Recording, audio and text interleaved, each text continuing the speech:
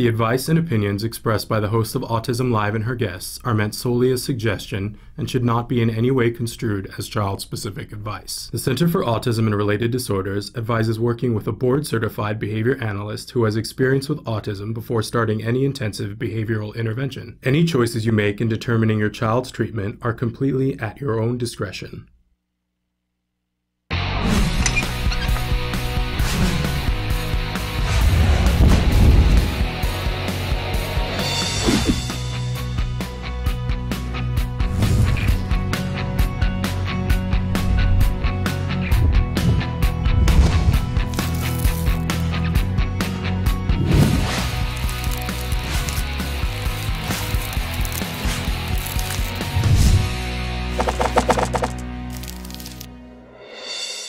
Good morning and welcome to Autism Live. I'm Shannon Penrod. We are webcasting to you live from the Center for Autism and Related Disorders headquarters in Tarzana, California. So thrilled to be here with you on this Tuesday morning.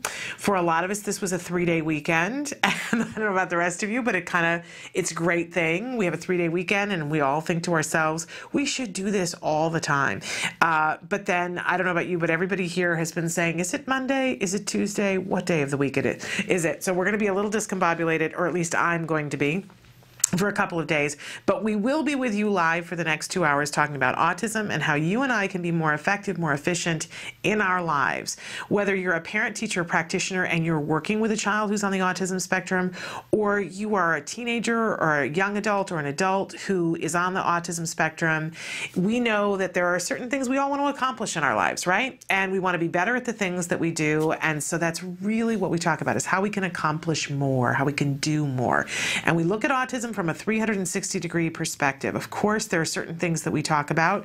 We do talk about ABA, applied behavior analysis, because we know that it's effective in treating all individuals on the autism spectrum, no matter where they fall on that big old spectrum, right? And not only is it effective working with individuals on the autism spectrum, it's effective on working on all people who are living and breathing. And so I know I'm in that category, living and breathing today, and I want to be better at the things that I want to do. And ABA can help me to do that, and it can help my child to do more. So very exciting. We do talk about ABA from time to time, but we talk about a whole host of subjects having to do with autism: the financial toll, the emotional toll, how we keep relationships going, how we keep food on the table, what food we want, how we stay healthy, right? All of those things and ever so much more. But this entire show is meant to be interactive. We appreciate all of your input. I know that you know things that I haven't even thought of asking a question about yet. So we encourage you to write in, talk to us about the subjects that you want to see featured here on the show and the questions that you have. All of our kids are different. All of our paths are different. But sometimes when you ask a question, it affects a whole bunch of people, and for the better. So feel free to do that. Emily's going to cycle through some of the different ways that you can get in touch with us here and some of the different ways that you can watch the show. While she's doing that, I want to remind you that the only place you can watch the show live is www.autism-live.com. When you go there, and by the way, it's free. You go there and there's a desktop, and when we are live, which is from 1 p.m. to 3 p.m. Eastern Time here in the United States, then you'll see that there's a box there that's active on the desktop. You put your cursor there, you type whatever you want, hit enter, and it shows up right here in real time on my screen. You don't have to log in. Nobody's asking for your credit card information or your name or how to get in contact with you. That is not what we do here. We're here about hooking you up with answers. That's really, really important to me, and it's really important to everybody that you don't get to see who's behind the scenes here. So feel free to participate, and don't feel left out. If you're watching a previously recorded version of this show, you still have all these ways that Emily's showing you to get in contact with us, to say, hey, here, sometimes it takes me a little while to get back to you. We cover it quicker on the show than the email gets back, but we will get an answer back to you in one or both of those formats. So we appreciate it, again, when you interact with us. That is why we're here. Want to remind you, though, that I am not an expert in autism. Oh, no, contraire. I am a student who's learning about this. I'm a parent, though, and my son was diagnosed with autism at the age of 2.5. He is now 9.5, and he teaches me every day.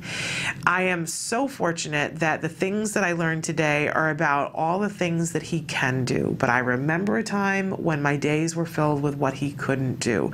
And I got the right help at the right time because people told me what to do. It wasn't like it just came to me in my sleep and I went, oh, I know what we can do about this, and this will get it done. Oh, nothing could be further from the truth. So I just want to be here to connect you with the information that you need wherever you are in the world, as much as we possibly can. I'd like to scale mountains in a single leap. No possibility of doing that, but where I can help you to save some time and some money, it's my thrill to do so. It's my version of paying it forward. So don't hesitate to ask. Like I said, sometimes it takes me some time, but I want to be here for you and remind you that you're not in this alone. All right. To that end, we start every morning with something we fondly refer to as the jargon of the day. This is when we take on one word, one phrase, one acronym. We try to make sense of it, not only to understand what the term means, but what it means in our individual lives and how it can serve us. In this way, we add one term at a time, and eventually, over time, we build a greater understanding of what is happening when we're having meetings with experts and officials who sometimes are the holders of the purse strings and sometimes the holder of the thing that could really help our kids. Okay, so really excited that today our acronym is something that we all want to get familiar with, and it is FBA. I know the first time I saw this, I was like, FB what? We're calling the FBI? No. We don't need to call the FBA, but sometimes we have to call for an FBA. Okay, so what does this mean? Our actual definition is functional behavior assessment.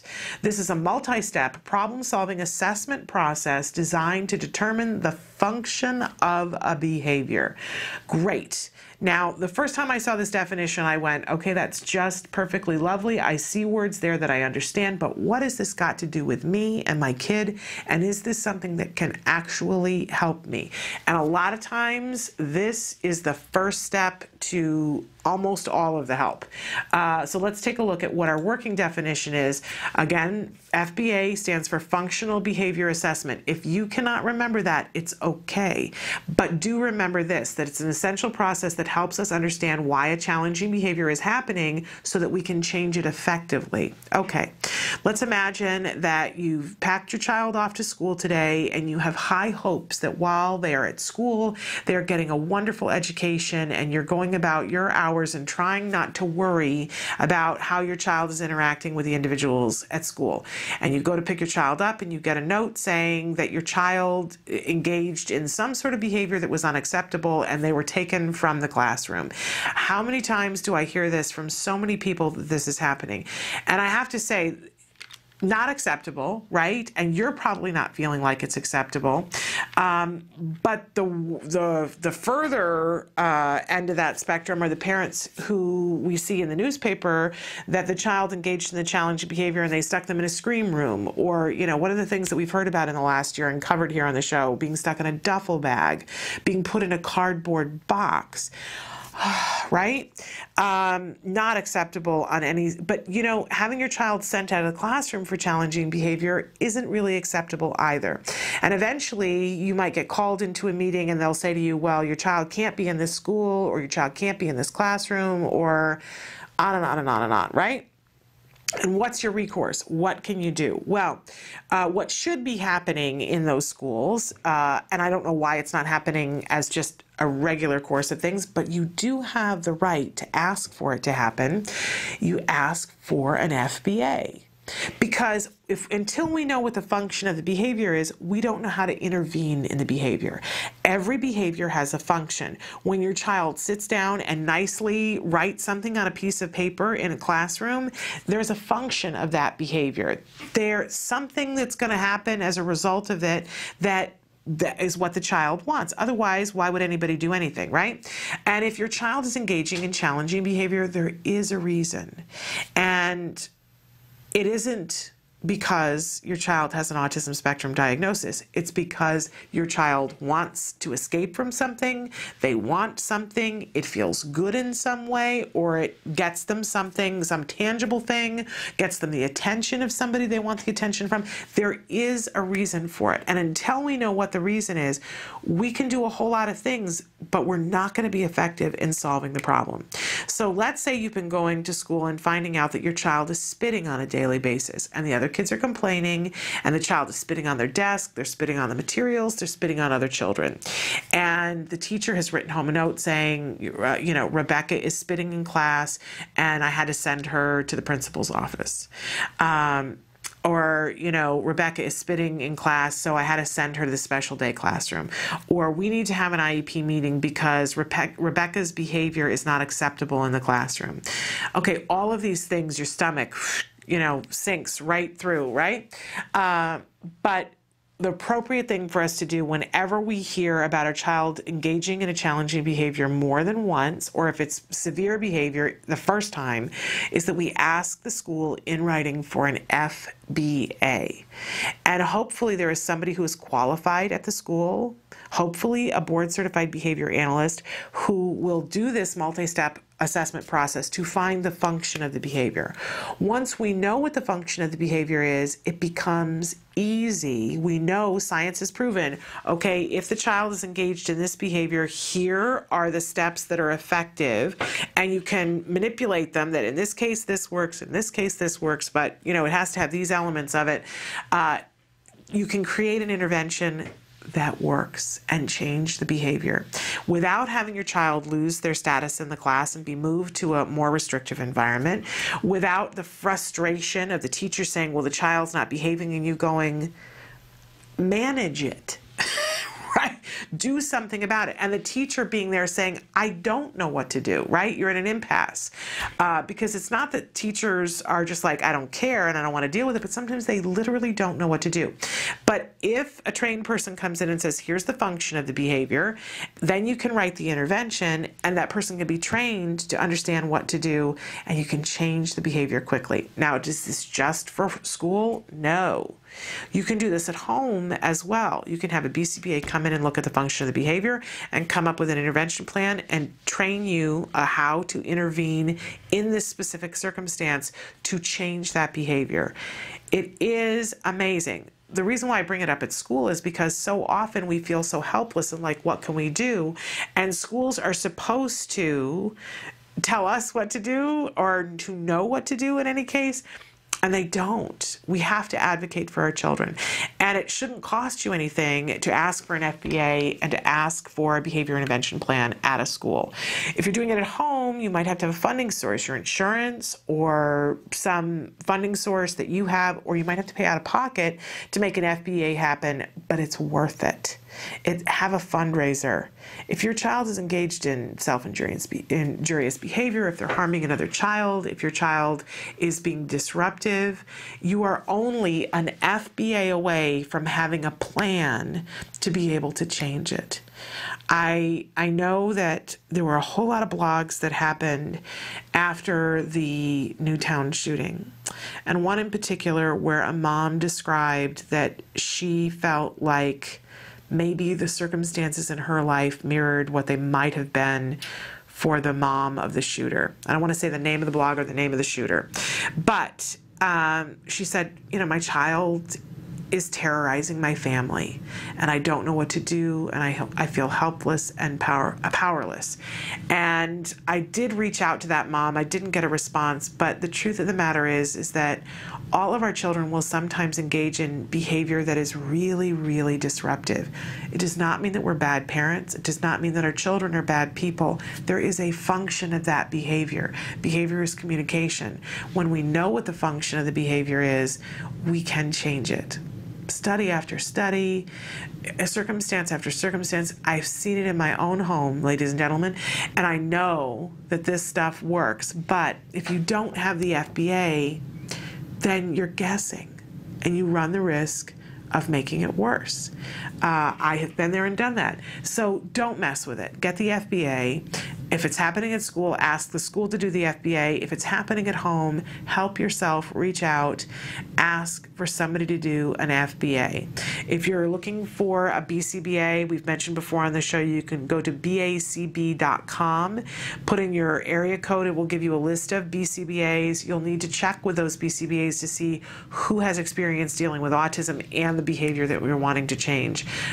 But it can be that easy. It really can. I realize that there are funding things, and we talk about that from time to time about how you can fund something like that, but don't put it off, especially when it's really disruptive or potentially harmful to you or to your child or to someone else. A FBA can literally save lives, and I'm not over dramatizing.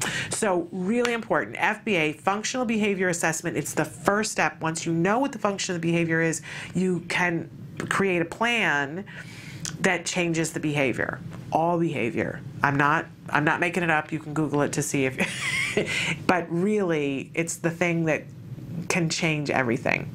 All right, we always have a question of the day for you, and we appreciate it when you answer our question of the day on Facebook or Twitter or on our live feature, or send us an email. It really is meant to get you thinking and participating, and for you to be able to converse with others and see what's happening in their lives, be uplifted by it, be reminded that you are not alone. So today, our question for you is, what is your child's favorite thing in the world? What is the thing that they love more than anything else? Is it an object? Is it a person? Is it a show? Is it a piece of technology? What is your child's favorite thing in the world?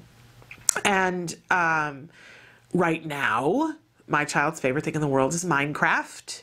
I may not be alone in that. And if your child loves Minecraft too, write to me and let me know. We'll find a server they can play together. But that is my child's favorite thing. Has that changed over the years? Has it changed over the weeks? Yes, it has changed infinitely. And really important that we keep tabs on what our children are into for lots of different reasons, some of which we'll talk about in just a second. But we always have a topic of the week, and our topic this week, because it's a bit of a short week that we're having here, but our topic for the entire week is ABA basics. We from time to time we go back to basics. Now is the perfect week, and I'll tell you why. February is the shortest month of the year, and somebody was telling me the other day, I was saying, how did that happen? Like, and there are lots of different myths about how it happened that February was the shortest month of the year, but somebody said to me the other day, it's because none of us have the attention span in the month of February to get to 30 days. We just don't. It's this in-between time. We're through with the holidays. There's, no matter where you live, there is this waiting for the next season to come. By the time you get to February, whatever season you're in, you're probably past it. For those of you who are south of the equator, I'm sure that you're looking forward to fall coming because it's been hot. For everybody who's north of the equator, it's like enough with the winter, we're ready for the spring. So there's an impatience and a lack of ability to attend on all of our parts, might be, right? But when that happens, we've learned here on the show that we have to take a step back and say, okay, what are we capable of right now? And maybe, February is not the month to rethink everything. Maybe it's the time to get back to basics. Take a second and say, all right, let's remind ourselves, what are we doing here? What are we trying to accomplish? And how do we do this? So, short week this week, and for our short attention spans this week, but we will be getting back to basics with ABA and reminding ourselves about, the function of the behavior. Am I paying attention to what the function of the behavior is? And am I doing things that are reinforcing that function, or am I doing things to create other pathways to other behavior? So we'll talk about that all this week, and some of the different things that we're going to be talking about today. It's Tuesday, so we have a healthy eating tip for you. We will have a challenging behavior tip for you. And at the top of the next hour, we will be joined by Evelyn Gould. It's time for Making Room with Evelyn. Evelyn is a BCBA, a board certified behavior analyst, and we're really excited to be talking with her a little bit later on today. And And we're also, because we weren't here yesterday and we always do the stress tip on Monday, we will be doing a stress tip today for all of our sakes, right? So stick with us and write to us because we will defer everything when we have questions from you guys. So we're going to take a break and we'll be back with our stress tip for the week. Currently, in the United States, 1 in 88 children is affected by autism. 1 in 88 means something different when your child is the one. Recovery is possible. Hi, I'm Shannon Penrod, host of Autism Live, an online show about autism broadcast by CARD, the Center for Autism and Related Disorders. I'm also the mother of a child with autism, my beautiful son, Jem. You know our old joke, guess what? Chicken butt. Chicken butt. So we're going to take the chickens. But things weren't always so easy. I remember when Jem was first diagnosed with autism. I used to lay awake at night in bed and pray for someone or something that could help us to get our child back.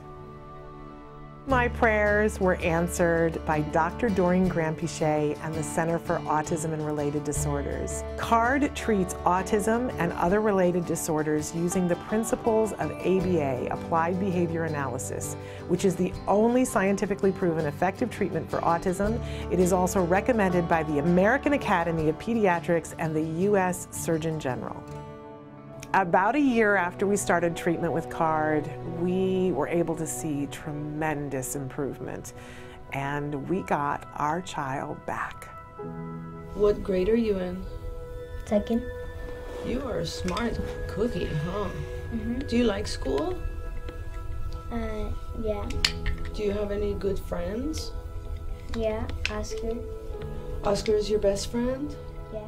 And my child is just one of thousands to benefit from CARD ABA therapy.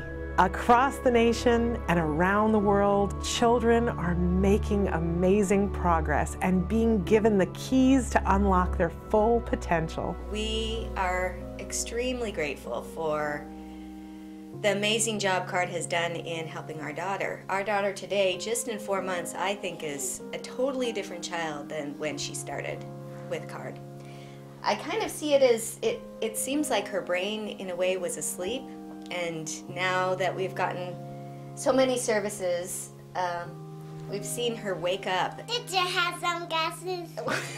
Recovery is possible if you take the right steps, if you're willing to put in all the hard work.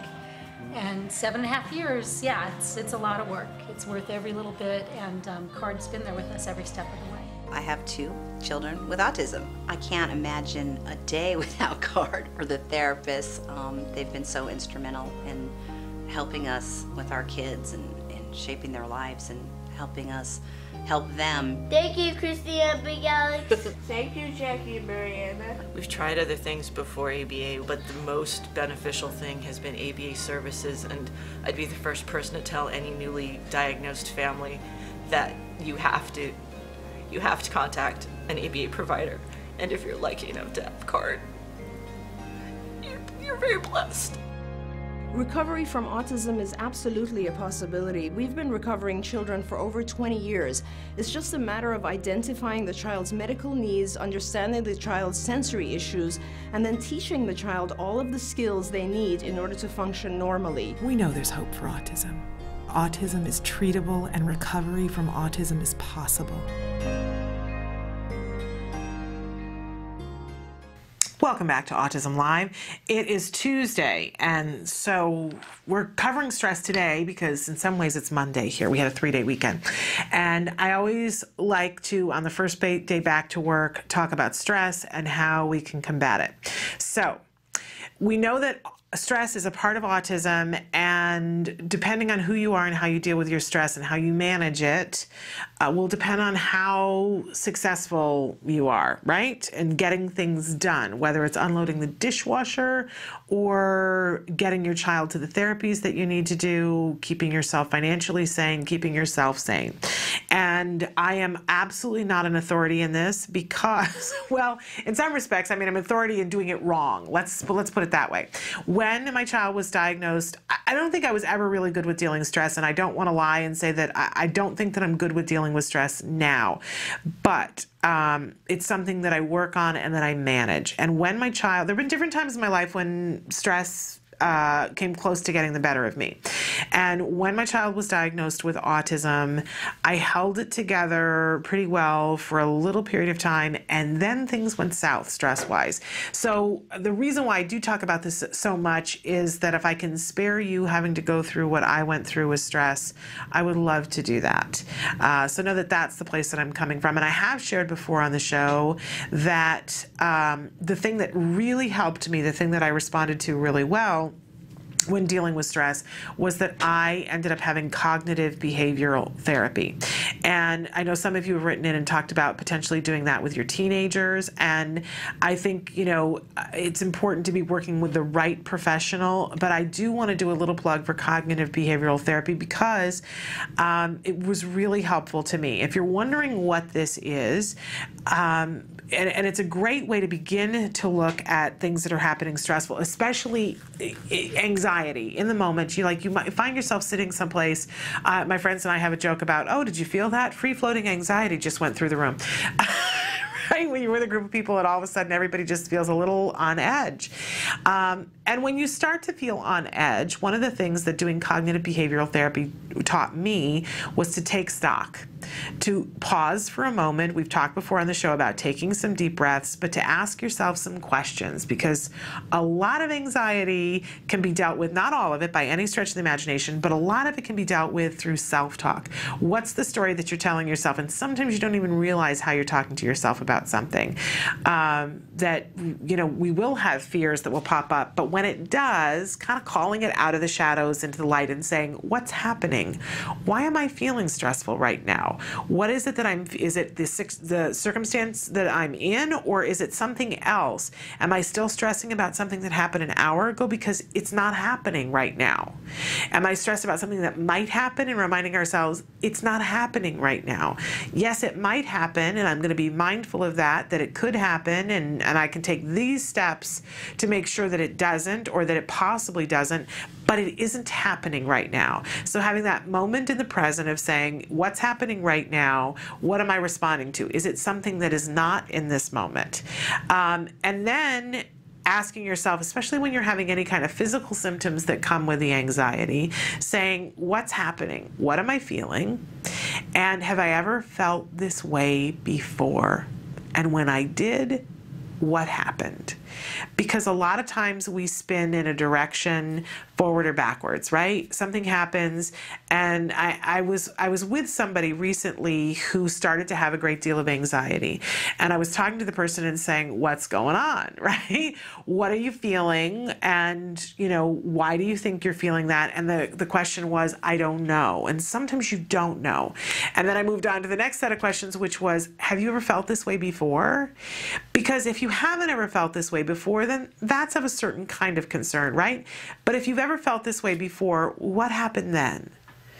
And the person thought about it for a second and said, oh, I was having anxiety and it got better and I didn't die and nothing bad happened and I sort of moved on. And I said, okay, well, you know, that's a good thing to know. You have felt this way before, and this may just be the way your body reacts to this particular kind of stress. And within a couple of minutes, and not only that, the person started thinking about it and thinking, well, what did I do in the past to combat this stress? What did I do that helped? And they remembered something that they had done that helped, and then did that thing, and within a couple of minutes, they were feeling better. Is it always that easy? I don't think so. Sometimes you have to do a little digging around to figure out, but asking yourself questions, especially the question of, has this ever happened before? You know, sometimes the answer is going to be like, no, this never happened before. But I think when we language it that much, then we remind ourselves, it's okay that I'm stressing out about this because this has never happened before, and that lowers the stress, right? I very distinctly remember the first time that the process server came to the door to serve me with the papers because the school was had filed due process against my husband and myself.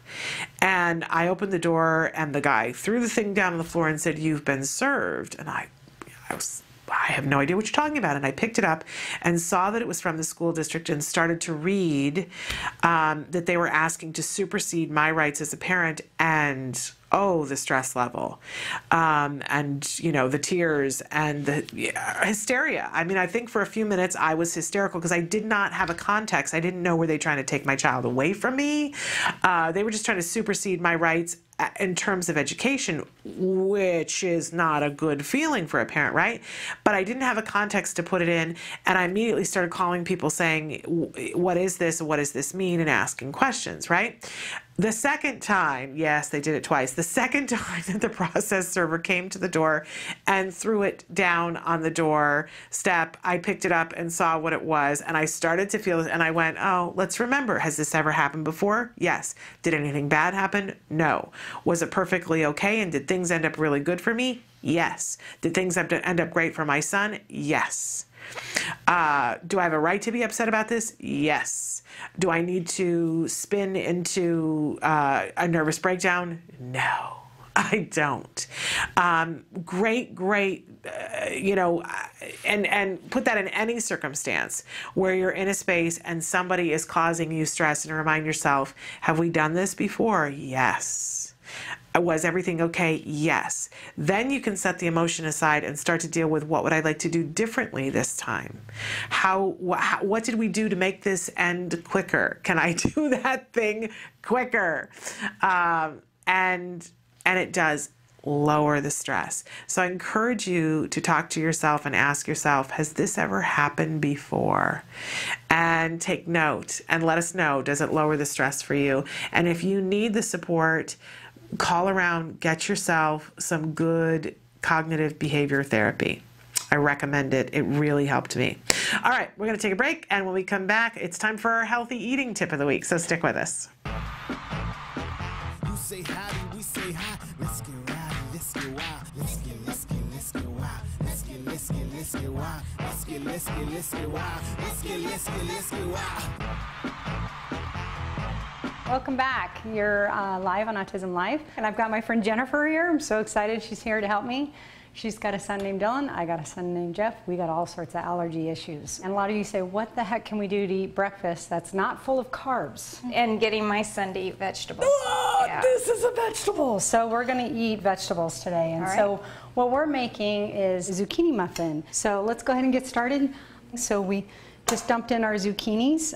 You can start with less if you want to graduate your kid to actually eating healthy.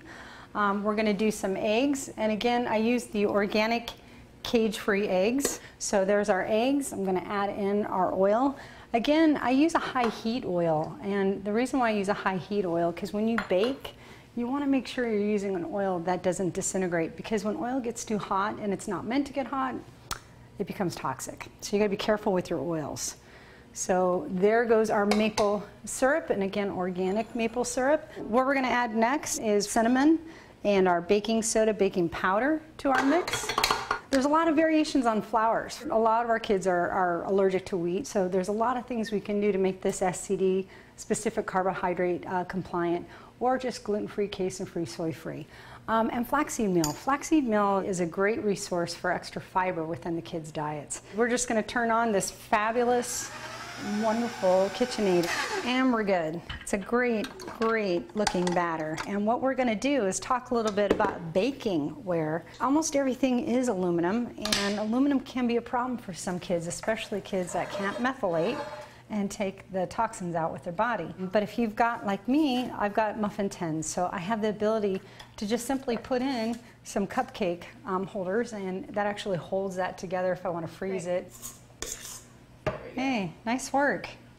Those look good, but wait till you see them when they're done. All right. So go ahead and pull them out. Here are the fabulous muffins. Now, if you've got a sensory kid that doesn't like vegetables, I can already I Spy the zucchini. Remember what I told you earlier. Resolve that simply by peeling off the green layer, and then it will cook literally translucent. Such a nice golden brown. I love how the texture is. We know that the breakfast can be a challenge. This makes that process a whole lot easier for you and your family. I really appreciate all the feedback. We definitely want to hear from you for our next segment. If you'd like us to cook something or maybe make an old favorite and that's allergy-free, we can do that here on Autism Live. So give us your feedback. You can email us at autismlive@gmail.com. We also have a Facebook page like everybody, facebook.com/autismlive. And also you can reach Taka on the Taka website at Taka Now. We'll see you again soon. Thanks for joining us on Autism Live. Say howdy, we say hi. Let's get rowdy, let's get wild. Let's get wild. Welcome back. On Tuesdays, we always talk about a healthy eating tip. So important that we stay healthy and that we keep our kids as healthy as possible. We don't want to give them extra challenges, right? They have enough that they're working through, and we have enough that we're working through. So we want to stay as healthy as possible. And today, I wanted to combine sort of a healthy eating tip with a project of something that you could potentially think of doing over the next couple of months with your child.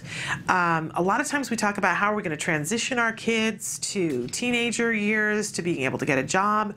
And what I'm hearing over and over and over again is that it's important that we instill good work ethic skills in our children and find things that they're passionate in, but take them through step by step learning a new skill as a parent. So it's that time of the year. It's February. It's a great time to be looking at seed catalogs, and you can look at these things online on a device with your child or on a computer. But I am going to advocate that this summer, this growing season, that we all find at least one thing that we can grow organically. And if you're thinking, but Shannon, I don't have a backyard, all I've got is a windowsill, or the herbs, right? You can do herbs in the windowsill, or if you have a patio, even if it's a balcony, I'm seeing all this stuff online about growing things in containers. And now they have those topsy-turvy tomato planters, things that you can grow things upside down if you need more vertical space.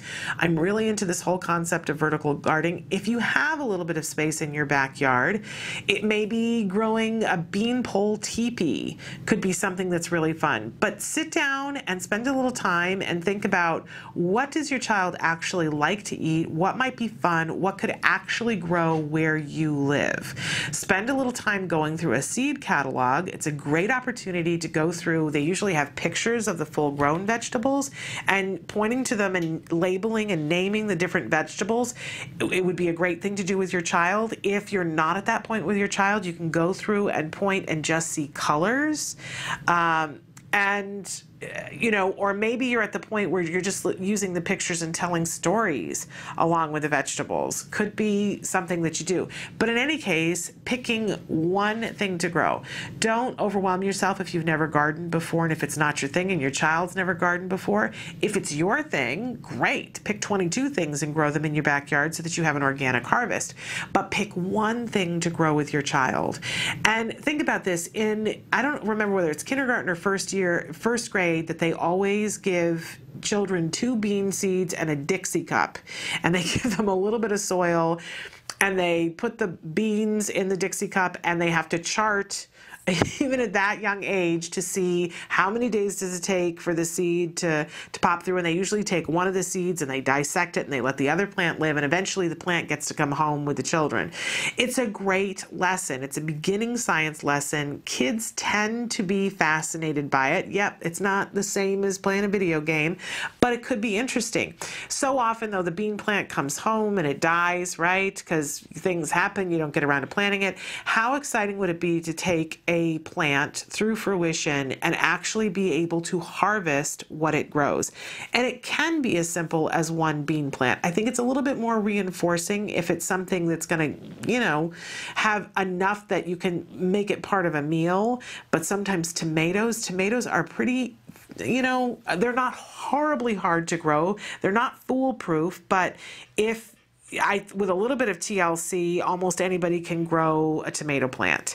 And they have so many different varieties that you can do it in, and do the upside down if you have very little space, or, just have it in a little pot. And if you have to, if it dies and you have to go to the nursery and get one to replace it, do it. But take it through the full process so that the child sees, okay, we plant the seed in the dirt, the plant comes up, we water the plant, eventually there's fruit on the plant or a vegetable on the plant, and we pick it and we eat it. It's a beginning understanding of healthy eating, and they'll have an appreciation. And if you start with one thing and then graduate to another thing, but stop and consider, what will your child eat? If they love the little cherry tomatoes, get a cherry tomato plant.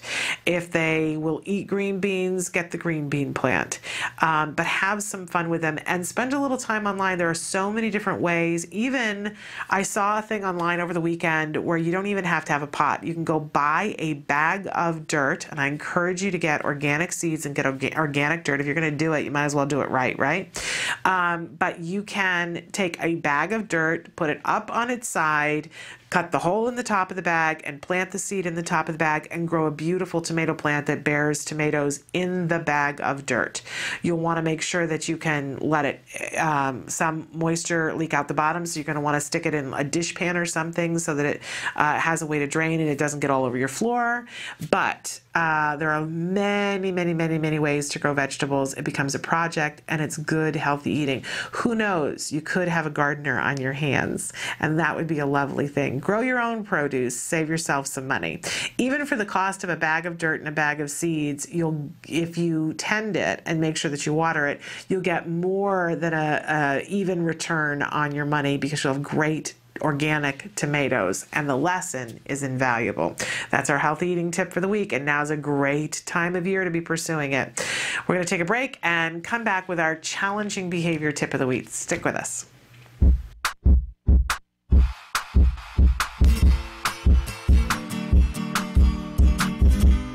Everyone, welcome back. For the month of February, I thought it'd be a great idea to work on an activity that would help your kiddos identify and label emotions. And to help me out today is my good friend, Jamie. Hey, Suzanne. Hey there, Jamie. Hey, how can I help? Well, the way you can help me out is that because you're a sock puppet, you can do things with your face that I cannot do. No way. Totally. The way you can do it is that, you have interchangeable features, which means you can make super exaggerated faces, which makes it easier for kiddos to identify them and to label them. Hey, I have a favor to ask you. Yeah? Can you help us out and show us some of your faces you can make? Of course! Here we go! Ooh, you look super mad. I was super mad. Can you show us another one? Sure. Ooh, you look super sad. I was super sad. All right, can you show us one more? One more. All right. You look super excited. I was super excited. I am too. You know why? Because I really want to show everyone how to make a little buddy like you. So let's get started. The materials you'll be needing are googly eyes, felt, a hot glue gun, imagination, scissors, Velcro, some heavy cardstock, and a clean sock. All right, let's get to it. So the first thing you want to do is you're going to grab your sock. Hopefully it's not dirty and used. It's a clean one. And what you're going to do is that you're going to take your sock, fold it in half like so, and then you're going to take your scissors and cut down. The reason we're doing this is that we're going to make an area for the mouth. The next thing you want to do is you want to trim the inside a little bit, because if you don't, it's going to have an overbite. So I'm just going to take my scissors and just trim a little bit off, not much. Now that this guy is ready, I'm going to take a hard cardstock or note card or whatever you have that's a piece of paper. I'm going to fold it in half. And what I'm going to do with this is going to be the inside of its mouth, the kind of reinforcement so you're able to move its mouth around. So I'm going to just cut it into an oval. And don't worry, if it's a little too big, you can always trim it. With this sock puppet project, the materials we're using, like the hot glue, is not something for children. So this is something you're going to be doing by yourself and then asking your child to join in once the puppet is ready to go. All right, now that I got that out of the way, let's start gluing.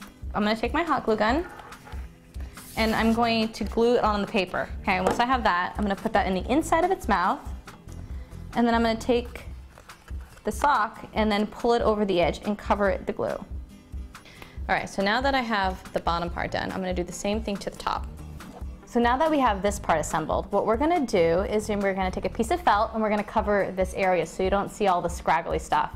So I have my piece of felt right here. I'm gonna fold it in half and I'm just gonna cut out a similar oval shape. And again, don't worry if it's too big, you can always trim it after we glue it on. I'm gonna glue it inside. All right, now we got pretty much the base of the sock puppet. He's got a moving mouth, but wait, he's got no features. We gotta help him out with that. So what I'm gonna do is I have these pieces of Velcro that I bought that are already sticky on the back, which makes my life a lot easier. And I'm gonna peel this off and place it where I want his eyes. So one there and one there. And then I'm also gonna put them also along his mouth. And then if you want to get fancy, you can put some for his eyebrows as well. So now that I have this, we should be making some features for him. I'm alive! Alive!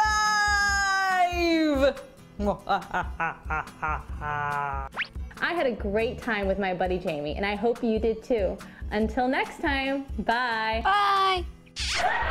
And don't forget to send us your photos at facebook.com/autismlive. Can you see me? Can you see me flying by your side? Welcome back to Autism Live. We're talking about ABA basics this week. And so I wanted to take a minute to talk a little bit about challenging behavior and an ABA basic, something that's easy to miss but important to kind of check yourself and go, wait a second, am I remembering to do this? And that's replacement behaviors. We talked a little bit earlier about the fact that whenever any of us engages in any kind of behavior, there's a reason for it. There's a function for the behavior, especially if it's something that we do again and again and again. Think about anything that you personally do in your life.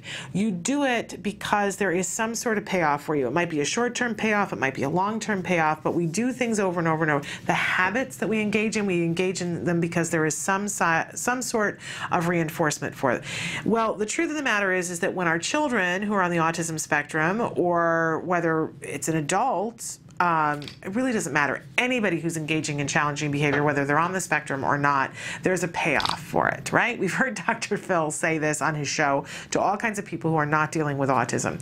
It might be somebody who is a drug addict who is engaging in this behavior over and over and over again, even though they look at it and go, this is terrible, it's wrecking my life. And he says, okay, but what's your paycheck? Why are you doing this? So anytime we have challenging behavior, it's important to remember that there is some sort of a paycheck.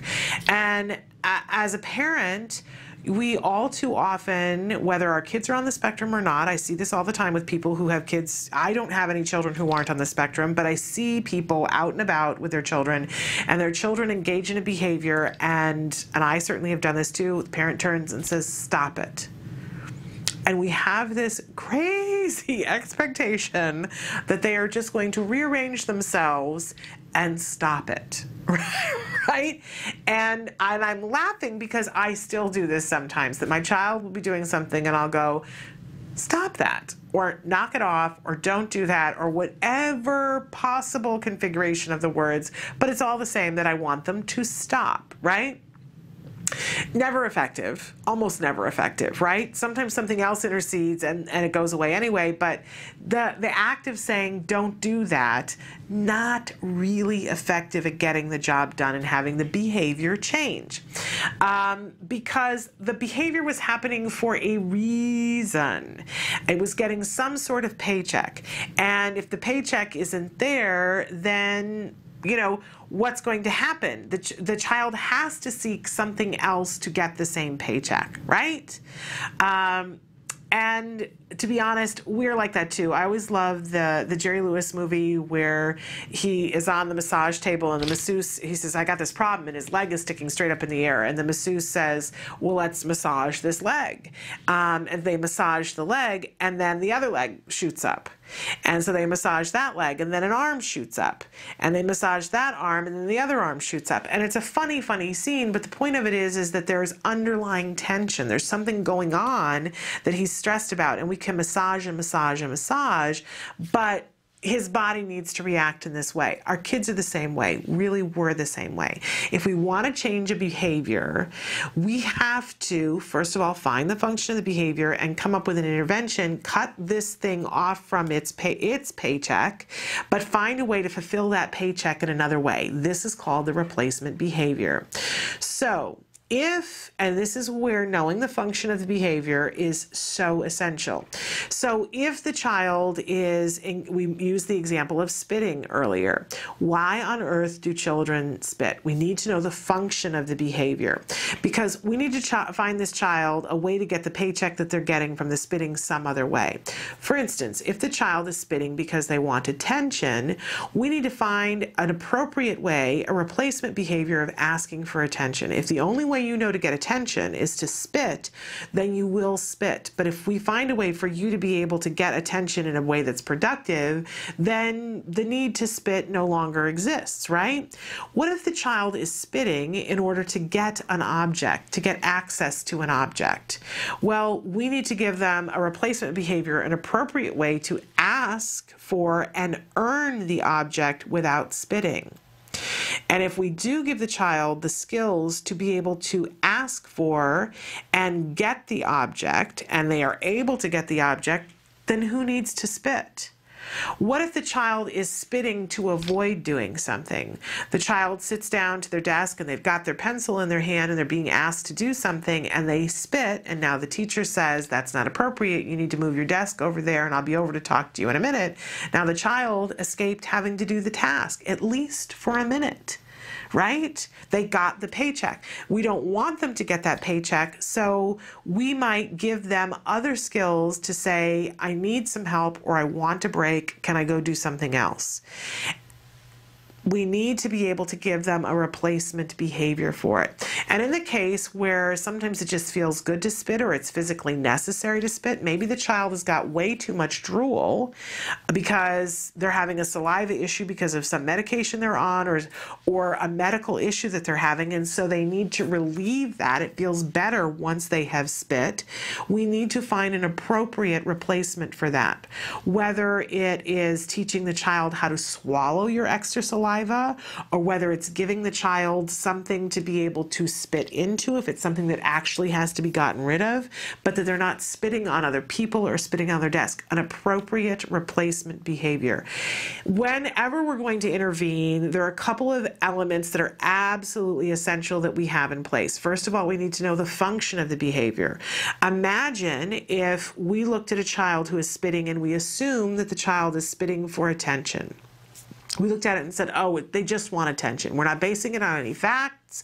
We didn't have a professional look at it. We go, it's just for attention. That's what my gut says. It's just for attention. And so what we do is we start teaching the child appropriate ways to ask for attention. Well, if the spitting continues to happen, then that really wasn't the function of the behavior, and now we may have inadvertently made the spitting worse. If the child was spitting to get out of the task and we gave it a whole bunch of tension, we're going to see the child spit more because we've made it more difficult. So it's really important that we know the function of the behavior, and then as we make our behavior intervention plan, really essential that we plan to teach an appropriate replacement behavior. And so often we have a tendency as parents, maybe not you, but certainly me and a whole bunch of people I know, have a tendency to forget that really important element. But we're really not going to be successful long term unless we have that replacement behavior. It's a fabulous thing. We can turn behaviors around, but we do need to teach that replacement behavior. All right, we are going to take a break, and when we come back, we are going to look at your answers to the question of the day. So stick with us.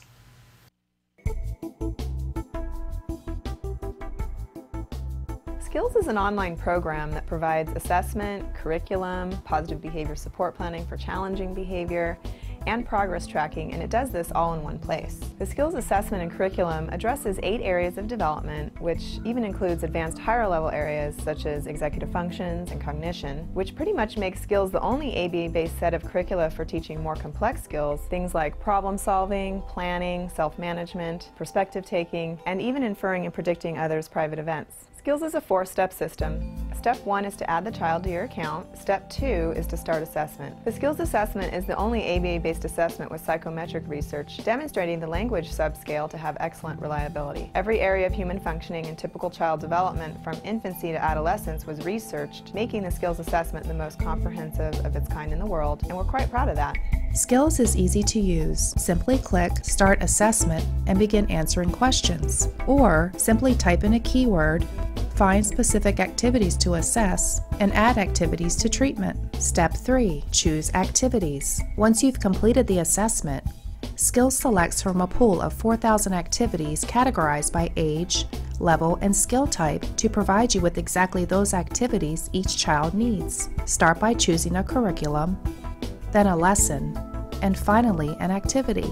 Click the information icon to view prerequisites, ages in which targets develop, examples, and IEP goals. Click the video icon to watch a short video. Once you've identified an activity you want to teach, adding activities to treatment is a snap. Step 4. Start treatment. Here you can access customizable activity lesson details, add your own customized targets and exemplars, and edit an activity status such as introducing or mastering it.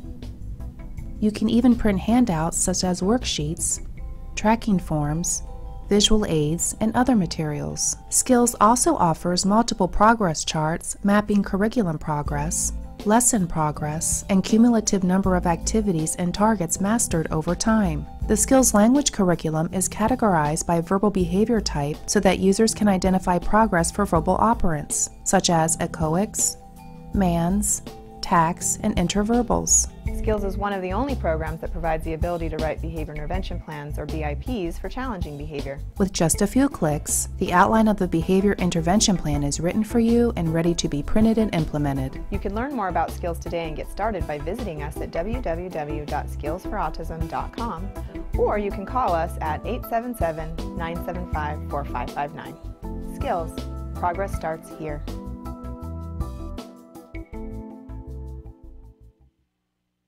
Welcome back to the show. I moved from one of our sites to another one and looking for your question of the day. Might have to go back to, here it is. Our question today was, what is your child's favorite thing in the world? And oh my goodness, I love when you guys respond so well. Somebody wrote in the alphabet. You have to love our kids. Come on. That could be their favorite thing in the whole world is the alphabet. Absolutely love it. Wondering if maybe there might be a little hyperlexia right there. But that's a great thing to love. Come on. That's useful. Somebody else says iPad or laptop computer. He is 6 years old. Seems like it might be fairly appropriate. Somebody says Thomas the Train. Yes, Thomas is a very popular thing. And food. I'm right there with you. Someone else says singing, dancing, iPhone, and iPad. Lovely. Thomas the Tank and chicken nuggets. Somebody writes in. Horses. And that's all she talks about, horses. Someone else says his poo blanket from when he was a baby. After that, the iPad. Well, at least he's got his priorities right. That's awesome. Trains and superheroes. Somebody else says iPad. Someone says Galaxy tablet. That's cool. Love hearing that. Someone says, horses and iPad. Mommy, somebody writes. Oh, that's a lovely thing. And for that, I'm so blessed. My son is my heart and my limbs attached to it. I'm proud to be his rock. Love my baby. Oh, you just have to love that. Somebody else says truck and tractor pulling. Very cool. A report of Legos. This is what I would have said a couple of years ago, and Legos are still pretty popular. Legos. My little guy, just picks up a box, separates all the colors, and then builds instinctively. Love it. It's amazing the creations he comes up with no instructions. I'm sure I've told you guys the story before about how when my child, I'm thinking he must have been 3, maybe it was 4. I think it was when he was 4, and he got a Lego Star Wars spaceship thing for Christmas, and it was a very exciting thing. But a friend of ours whose child had aged out of his Legos had also given him a bag of Legos and said, it was a Star Wars ship, but we don't have the instructions, and we're pretty sure that all the pieces aren't there, but we thought he might enjoy. I said, oh, he'll love it. So, and we gave those to him as well on Christmas because it was from his friend. And so we opened up the 2 things of Legos, and he asked me to build the one for him that had the instruction booklet while he went into the corner to play with the other Legos. And my mother about fell off of a chair because a couple of hours later we put our spaceship side by side, and his was infinitely cooler, and I'd followed the instruction booklet. So, Who needs the instruction booklets when our kids are geniuses, right? Okay, somebody else who says his electric guitar, love it. Someone says aviation. Oh, how nice is that? And somebody else says every light up or musical toy he can find, love it. Trucks and French fries. Fabulous. I'm loving all the exclamation points too. You guys, I'm not going to get through all these because there's so many of them, but you'll want to check these out. Somebody says fishing, video games, monster trucks, and NASCAR. Okay. Someone else, swimming. I know that's a very popular thing with our kids. Thomas the Train, iPod Touch, phone book. Books at all, but I love that a child loves a phone book. It's a fabulous thing. Toy cars, French fries, and he loves to swim. Someone else says his Xbox. I can remember going away for a weekend, because we almost never did that, and coming back and my child kissing his Wii and knowing that there was probably something amiss in that. Somebody else says, as funny as this sounds, it's toilet bowls. He loves the way the water turns when you flush them. He also takes the back off so he can figure out how they work. Oh my goodness, you got a little plumber on your hands. Jen used to be into drains and vacuum cleaners. So very interesting. I would take that child to the plumbing aisle of a hardware store and give him some pipes and elbows to play with, see what happens. Somebody else says iPad, lining things up in color, size, or order, magnetic numbers and letters. We'll put alphabet in order and numbers 1 through 20. He is 4.5, non-verbal boy. And of course, you know, we want to give our kids time to do certain things, but the lining up, you're going to want to be working with a therapist to make it so that they don't have to line it up, to mess things up a little bit and to have them deal with that flexibility issue so that they can play with other kids. And, you know, and letting them have a little bit of time to be able to line stuff up too, but having it be able to be flexible about it. Somebody else says Pikmin, which, you know, I don't think my son's ever played, but I had a niece who was really into Pikmin. Spinning DVDs on his finger, iPad and playing with my hair, Pixar movies and swimming, somebody else writes. Again, they're answering the question, what's your child's favorite thing? There's no judgment. Some of this is self-stimulatory behavior, possibly, but there's no judgments. We need to start with what do our kids love, and we're going to expand from that. Someone says their child loves Skylanders. My son is very into Skylanders too. Oh, dogs, stuffed dogs, action figure dogs, real dogs, and anything else dog related. Love it. Somebody else says the Wiggles. I really didn't love the Wiggles for a long time, and then I made peace with it and started loving the Wiggles. But was a little happy when we moved off of the Wiggles phase. Excuse me. Music, loves music and video games, but I limit it as much as I can. I completely understand, but you know, find a video game that deals with creating music and maybe you have a happy marriage, both literally and figuratively. Somebody says anything animal related, tablet, PSP, and that he loves all of his stuffed animals. There's so many more of these, but I'm gonna go over to one of the other sites to check out so we don't leave anybody out. To see, but I'm loving, somebody else says that their child loves to collect rocks. That's a fabulous thing. I know kids that are into shells and such and things like that. Just scrolling down, so on this site, what is your child's favorite thing in the world? Someone writes Angry Birds right now. Give it some time, and it will be the next obsession. Somebody else says Taco Bell. Okay. And somebody else, their iPad. We got a couple of iPods and iPads here. Music and Friends. Love that. Rescue bots and trains. And somebody said his giraffe lovey. It's a cloth tag. Oh. And someone else says their brother. These are all fabulous. And of course, there are so many more that are here. And I encourage you guys to go online if you haven't already. Add your 2 cents, like what you respond to, and converse with each other.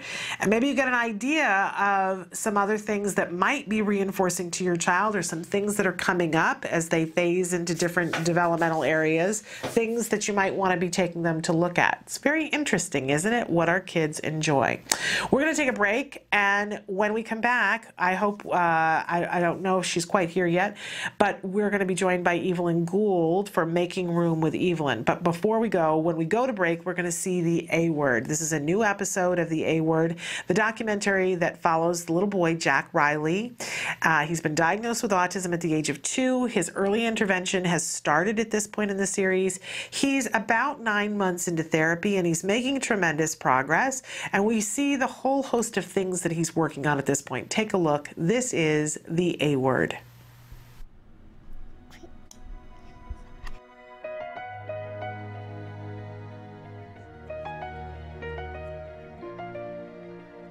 To other people who don't really get it, it's like, it's not a big deal. But it's like, yeah, we've been working on this for like 5 months.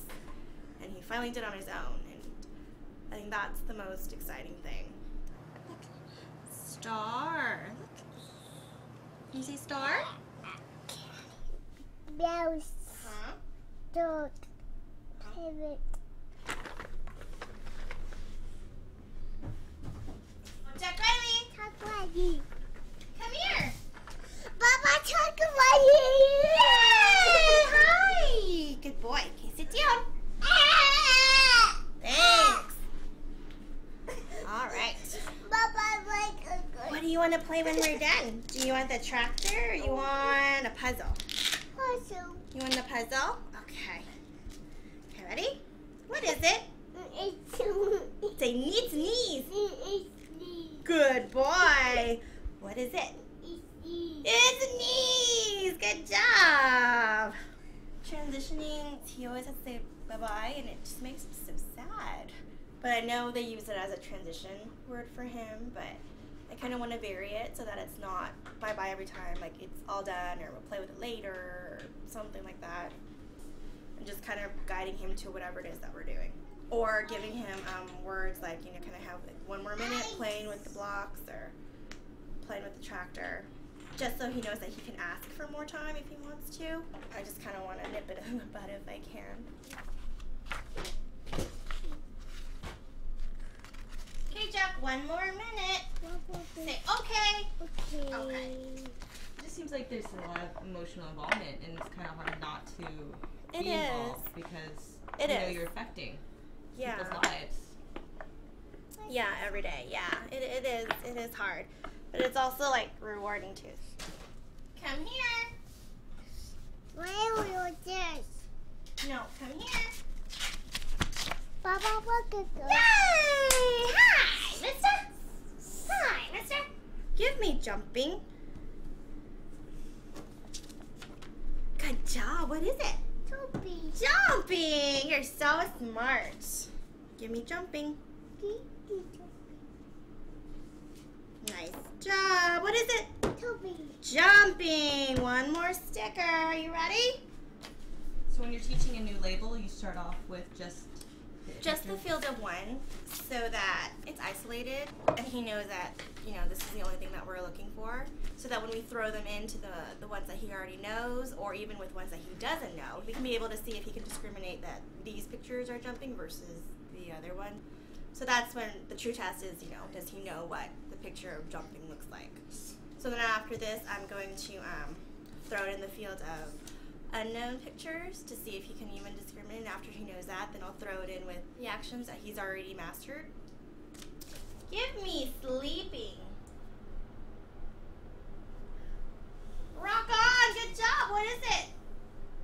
Sleepy. Sweet, nice. All right, Jack, let's go outside, okay? Outside. All right, Let's go. Thanks, buddy. Oh, you're just always so cute. In part 21, we learned that Jack Riley requests regularly now. Because of this, they are now introducing a new skill that will build from what he has already learned, waiting. First, it will only be for 2 seconds, and once he gets the idea, they will increase the time slowly. You want an E or a Y? Wait. Wait. Wait. No. Wait. Wait. No. Wait. Wait. Hands Wait. There you go. Good boy. There's your Y. There you go, buddy. Wait. E. Wait. Wait, hands down. Yay! You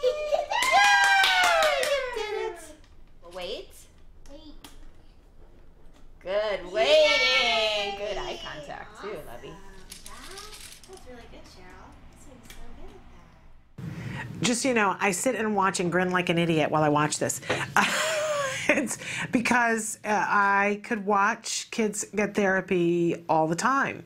And I watched it for many, many years in my own home, but it's very exciting when you see them get the connection and they start to get it. And of course, they've sped it up a little bit and they edit it so that you can see a little bit quicker. But I literally could. I could sit and watch it all day long. First of all, we have to give a big shout out because the therapist, Jessica, who is featured on this show so much, got married over the weekend. And so we want to wish her all the happiness in the world. As I mentioned, she was one of my son's therapists. And so definitely deserving of all the good things in life. And we're thrilled for her and excited for her and wish her the best. Now, talking about Jack Riley in this particular video, a couple of things that I want to mention. Of course, we've been looking in the last couple of weeks at how he makes a transition. And a couple of weeks ago, they would ask him to transition from one thing to another. They started with a computer and they said no more video, even though they had prepped him and said, okay, one more time. And then the video goes off and it was, high hysteria, drama, crying, throwing himself on the floor and just feeling like the world had come to an end. And they were distracting him and showing him that there was something else fun that he could go to. So he was going from a preferred activity to a preferred activity.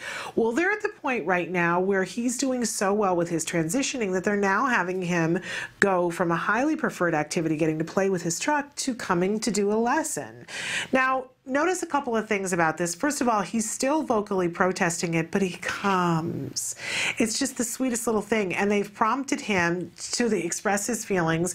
Initially, that, he's saying bye-bye truck. He's saying bye-bye truck. And he comes over to her and she rewards him for coming. I mean, he's coming and you see that he's having emotions about it, but that's okay. He's being a wonderful, compliant child. And she comes over and she makes sure that there's some sort of reward for coming, and she lifts him up and says, good job. And then we get down to the business, right? And he's still having the, but she gives him the preference assessment and says, what do you want to work for? Do you want to work for the truck or do you want to play for the puzzle? Now, if you were asking me and my pea-brain self, I probably in that moment would just assume, well, he was so upset leaving the truck, he's going to want to go back to the truck. But did you notice? He didn't. He said puzzle. He wants to play with the This is why it's so important not to assume what a child wants to work for, that it actually be reinforcing to him. So he says he wants the puzzle. Fabulous. And then they begin to do the lesson. And at one point in the video, they're talking to Jessica about this transition, and she says, it makes me so sad when he says bye-bye to the truck. And we're trying to vary it because we don't want this to be the thing. We don't want this to be the only replacement behavior that he learns, saying bye-bye to the truck. We want him to sometimes say all done. So you're constantly, it's okay in the beginning to teach him bye-bye for the truck, but she's constantly sort of just ever so slightly moving things around to make sure that he generalizes appropriately all the things that you can say when a task is ending, so that he's not stuck in this rut of saying bye-bye to the truck. What we don't want to have is a 12-year-old who, when he has to leave a preferred thing, has to say bye-bye to his iPad, right? And you see how mindful she is about generalization. Then they go to doing the lesson about jumping. And you notice that the first time she puts the little, and they're just basically computer printouts that they found, or magazine things that they found of people jumping. And you don't have to go and spend a whole lot of money to buy pictures of people jumping. In fact, it would be way too much money because you wouldn't get enough samples. So you go through your magazines, you ask your friends for magazines, you go online, you Google image search and find pictures of jumping, and you print out pictures. But in any case, so she first puts one picture down of a single person jumping and says, give me jumping. It's that errorless learning. There's a field of one. He's not going to get it wrong. She still reinforces him. But you notice, and she's still doing field of one, but she doesn't put the same picture down over and over. Then she puts a picture of 2 people jumping, and then she puts a picture of 5 people jumping, and somebody jumping in a different position, so that he sees all of the different jumping things. Because as she says later later on, we're going to put it with two things and ask him to discriminate and figure out which of these two things is jumping. And so we talk all the time on the show about working towards generalization by making sure that we're teaching things in different ways. Giving him those different pictures of jumping is really what's going to make sure that sometime he's going to be able to look at a picture of jumping that he's never seen before of somebody just jumping a very little bit, and he's still going to know that it's jumping. Very, very important stuff. Also notice that in this episode, I think for the first time, we see him coming to sit at a table. For so long, Jessica's been holding things on her books. You know, different things for different kids. I remember the first 3 months that they worked with my child, he couldn't sit at the table. He couldn't do it. And I know a lot of times you guys see those videos and you go, well, if my child could sit at a table and just take stimuli and identify it, I don't know that I'd need a therapist, right? It's all a process. You work up to it slowly. And 3 months, my child couldn't have sat at the table. It just wouldn't have happened. 3 months. But then after 3 months, he sat at the table like a champ, which prepared him for going to preschool, which prepared him for school, which prepares him for life, right? And I especially love, we're not going to talk about it today, but I love that when they start to teach the waiting and the patience with which they do it. And it takes him a little while, and it's going to be an ongoing lesson because the amount of time that they make him wait is going to grow, and the circumstances in which he has to wait are going to grow. Let's face it, we all know adults. I think I'm one of them. Waiting is still difficult. Right? But it's a thing that can be continued to work on, and how lovely to see that. By the way, you know, again, these are lessons that we can teach anyone. So if you have a 4-year-old who's having difficulty waiting, you can work on it with a 4-year-old. If you have a 15-year-old who's having difficulty waiting, and it might be different things that they're waiting for, you can work on it.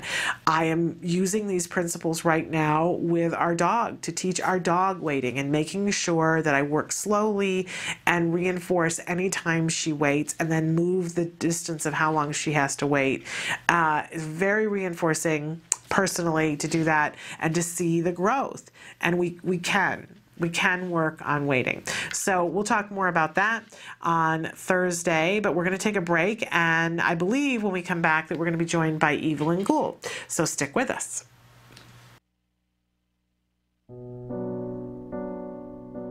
When you find out you're having a boy, you always think like, oh, he's going to play football, he's going to do this and that.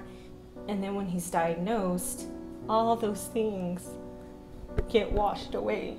It's like that piece that's always in the back of your mind, you know, where is he, what is he doing, is he safe? We really didn't know what we were dealing with. I wish that they could have directed me a little bit more and provided me some information. I was a young mom. I didn't know what it was like to raise a boy, despite a boy with autism.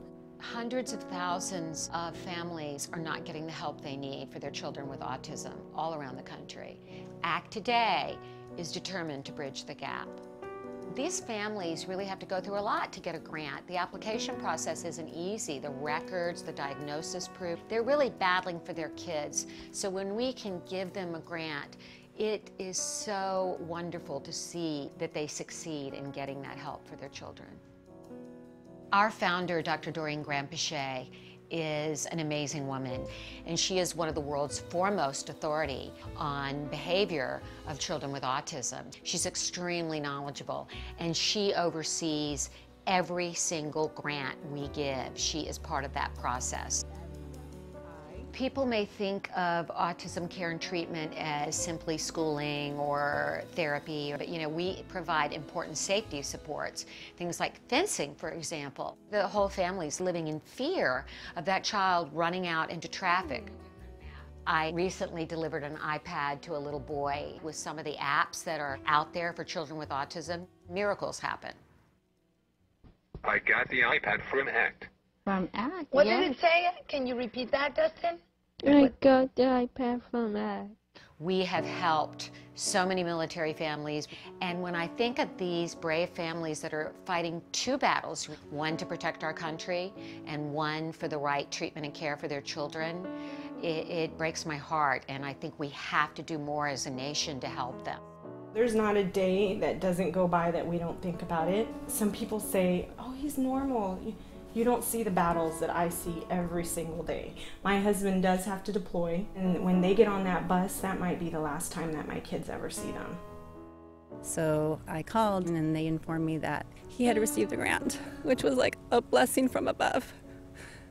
I was just like speechless. I just started to cry because, you know, without it, we would have been lost. The ACT grant was a total miracle. Without that, they wouldn't be able to receive the service dog. So we're so appreciative what they've done for us as a family.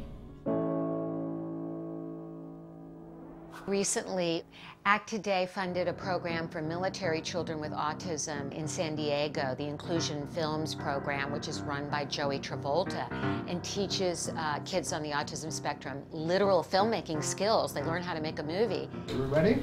There you go, got it. Okay. Everything that goes into the process of making a film goes into everyday life. So they're learning life skills, they're learning to collaborate. It was really nice to know how much they were enjoying this camp, and they're with people who are supporting them and are making them feel great about themselves and their differences and their similarities. And I get two kids that are working together and apart and together and apart, so it's an interrelationship as well as a camp and a learning experience. It's so fulfilling when I get letters. One stands out for me, a boy who was 14 with Asperger's, and we gave him a grant to go to a drama camp. He wrote to us and said, "Dear ACT Today, thank you for letting me belong for the first time in my life." These kids are remarkable. You know, we underestimate them. They're so knowledgeable, they're so capable, and we can change the life of a family, which means changing the life of a community.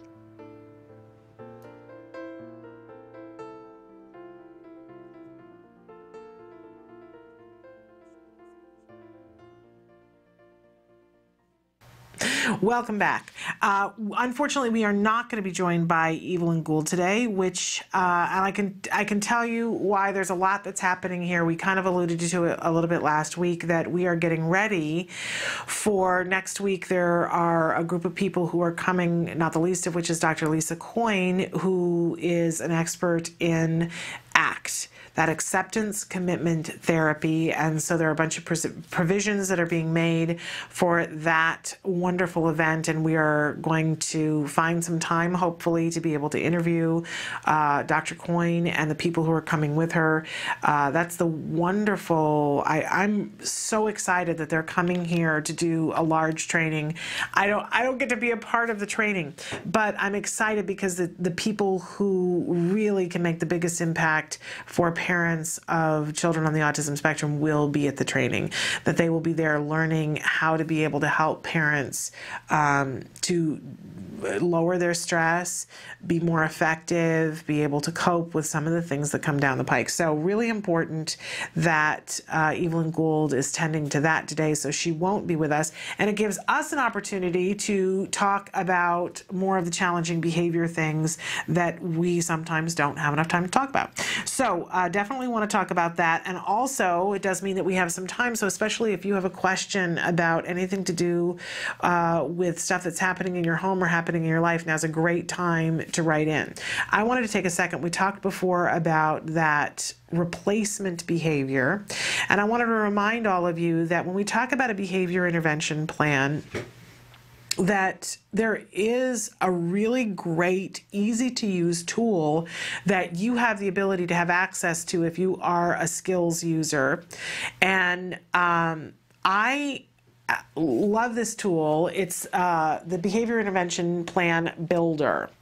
And you can find it once you go to the dashboard. It's in the side column there amongst the different things that you can do, like your progress reports. And it's wonderful. It does require, in order to be functional, for you to know what the function of the behavior is. And you can use it in a couple of different ways. Here's how I used it for my last IEP, which was so exciting to me. We had been given my son had a behavior intervention plan from when he was in first grade, and it had not been updated since then, and because you don't update behavior intervention plans, you create a new behavior intervention plan, right? But the behavior that the plan was written for wasn't any longer a behavior, but there was new behavior. And in any case, we got a behavior plan. Because I always ask for the paperwork beforehand. I think that whenever you're going to go to an IEP, I don't like to be surprised. And you know, when you go to court, like I watch all the court shows, I'm not a lawyer, but they say, you know, somebody introduces something and there's always the element of surprise, and they say this is not on our list, right? And then they have to prove a reason of, well, why are you introducing this if you didn't? And they say, well, you know, this just came to light or whatever it is. I feel like the IEP, it's the same process. If there's something you're going to present, then you need to give me timely notice, or you need to tell me why you didn't give me timely notice. That's sort of how I look at it. And they don't really have to, but if you request it, they should. And so I always ask well before, like when they send me the invitation to the IEP meeting, and I will say, can I please have all the reports 48 hours before the meeting happens? So if you're going to present a report, and I've given you ample notice, at least a couple of weeks notice, that I want to have it emailed to me 48 hours before. And yes, for a lot of people that isn't possible, and I get lots of reasons why, and I say to them, should we move the meeting back? We can move the meeting back if you need more time to get your reports done, but I don't like to be surprised with reports day of. I just, you know, that's not my thing. And I'm kind of a stickler about it. In any case, a lot of times you get the reports and you look at them and you go, okay, I have them now. What use are they to me? I don't know how to prepare myself to go in. I've got a bunch of goals here. How do I know if these are the goals that really go along with my child? And I'm sitting there with a behavior intervention plan this time, and I was looking at it and going, this doesn't flip my switch. This doesn't really, like, the intervention that's planned here is not my favorite thing. You know what I'm saying? But I didn't really have the skill or the knowledge to go, hey, this is what I'd rather see. So it was a little bit overwhelming, and especially because I didn't see a replacement behavior. And I know from the, you know, the amount of stuff that we've been through, how essential it is for success to have a replacement behavior. So what I did was I sat down with a behavior intervention plan, and I brought up my behavior intervention plan builder, and I put in the function of the behavior, which was listed on the behavior intervention plan. And then I went on to step 1, and it said, would you like to do this or would you like to do that? And I started filling in what it said on the behavior intervention plan and entering it in to say, okay, you know, does this follow? And what I discovered was, and the plan, you know, popped up and said, you know, this is not an effective way to do this. There's no studies that show that this would be effective. Have you considered X, Y, and Z? And so I was able to look at it and go, oh, well, my gut was telling me that this wasn't going to be effective and that it was missing a replacement behavior. So I was able, from the decision tree that it was giving me on the behavior intervention plan, to write a behavior intervention plan that was scientifically proven, you know, that in these practices with this function, in this circumstance, this is what's more effective. So that I could go back into my IEP meeting and say, here's what you proposed, here's what I've proposed. I don't see where what you have proposed, what are you basing on that would be a good choice, because science dictates that this would be the more effective approach. And was thrilled with the response that I got. There was like, oh, and I said, and you don't have a replacement behavior included in this, and we need to have a replacement behavior. And so the behavior intervention plan was, you know, we set about modifying it so that it would fit both of our needs, because that's important. You want to be at the table and say, hey, you know, the classroom is a specific place. And by the way, the behavior intervention plan wasn't written by the teacher. It's not. It's usually written by the school psychologist or the school BCBA. But I, as a parent, want to understand what's happening. I want to know what's going on. Now, if I wanted to at home, if I already know what the function of a behavior is, and I'm wanting to make, because I've, you know, gone through that process and had the BCBA look at it and say the function of this behavior is attention, then I can log on to that behavior intervention plan builder and I can put in attention, and I can craft how I want to deal with it at home and have it be evidence-based. It's a lovely, lovely thing. Really important, though, essential to it working properly is that we have the proper function of the behavior. Can't say that enough. And the way we get that is through having a FBA done professionally, usually by a BCBA, a board certified behavior analyst. And if you want to find one in your area, you can, of course, visit bacb.com, put in your zip code, and you will get a list of all, and you can specify, I want BCBAs within a 10-mile radius, within a 50-mile radius, however far away you're willing to drive or to have them drive. But then you will want to go the extra step and call those people and say, do you have experience with autism? Do you have experience with this particular kind of behavior? And of course, you know that I always advocate that you go to your local support group and ask them who they recommend. Who have you had deal with this behavior before, and how did it go, and were you happy and satisfied? And don't just go to one parent, ask a wide sampling of parents. All right, we are going to take a break, and we'll be back right after these messages.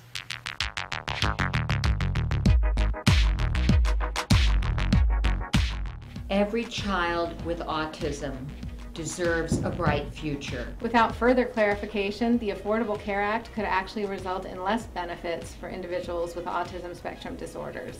We urge Catherine Sebelius to clarify the Affordable Health Care Act. She can make one change, one little minor change, to make applied behavioral analysis be part of the health care plan. By signing this petition, you are protecting the health care benefits of individuals with autism spectrum disorders. We need to make sure that we are heard and seen. Sign a petition at autism-live.com. Here's how you can show your infinite support. Create your own infinity ribbon. What you're gonna do is take a ribbon that's been cut about 8 inches long, and you're gonna grab one end and then twist it, and then take the two ends and join them together, and then tape it together. And then I'm gonna flip it around and take another piece of tape, and what I have is double-sided sticky tape. Squeeze down. You have your very own infinity ribbon. With ABA, the possibilities are infinite. With ABA, the possibilities are infinite. With ABA, The possibilities are infinite. with ABA, The possibilities are infinite. With ABA, the possibilities are infinite. with ABA, The possibilities are infinite.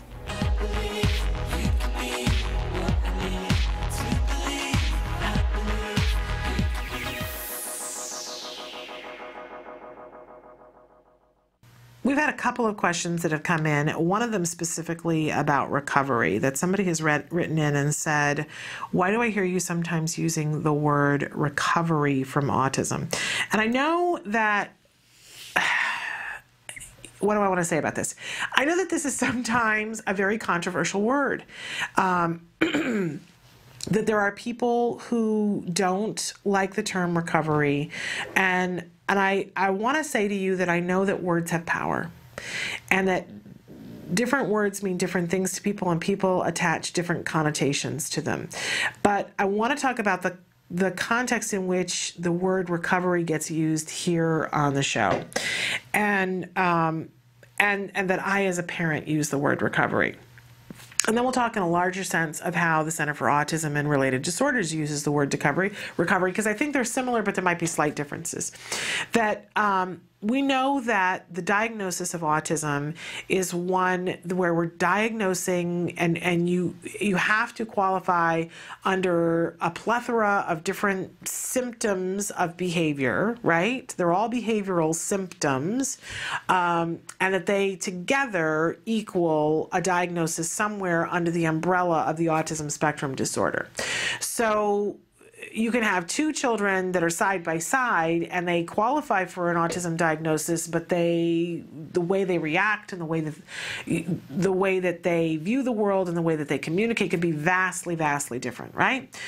So already we're working on something that is really hard to pinpoint in one specific direction. But if you consider that in order to get the diagnosis, you have to meet in some way this criteria of symptoms, then what happens if you learn and grow and no longer exhibit these symptoms anymore, these behaviors, if they aren't there. For instance, in order to get an autism spectrum diagnosis, you have to have at least one behavior that fits into the restricted and repetitive stereotypical behaviors. You have to do something like line up your cars, or have an inflexibility about some object or thing, right? You have to have at least one.